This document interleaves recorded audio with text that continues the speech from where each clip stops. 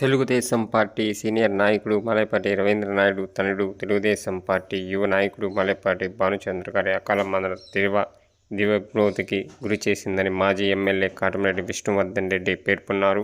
మలైపాటి సుబ్బానాయుడు హాస్పిటల్లో చికిత్స పొందుతున్న తరుణంలో ఆ కుటుంబంలో ఇటువంటి విషాదం చోటు చేసుకోవడం దురదృష్టకరం.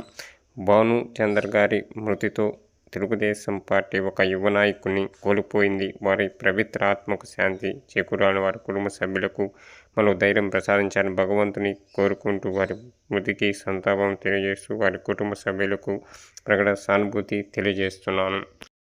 మెడికల్ సైన్సెస్ ఇంత డెవలప్ అయ్యింది కూడా హాస్పిటల్లో ఉండి వ్యక్తి ఈరోజు ఆరోగ్యంగా ఉండి దురదృష్టకరంగా ఈరోజు కాలం చెందడం చాలా దురదృష్టకరం.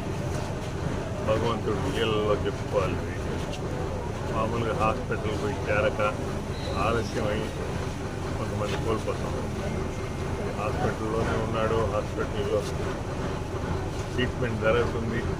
ఒకదానికి సంబంధం లేకుండా రకరకాల సమస్యలు వచ్చి ఆరోగ్యమైన వ్యక్తి ఈరోజు కోల్పోయినారు. రవీంద్రనాయుడు గారికి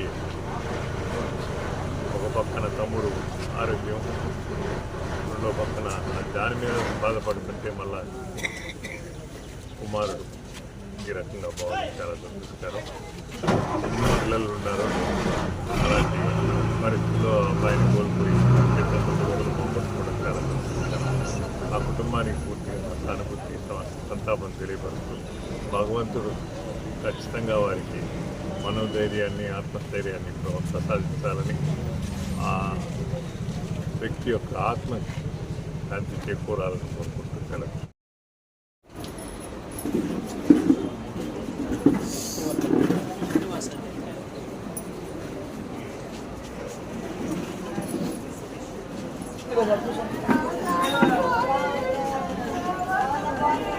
దారి అమ్మా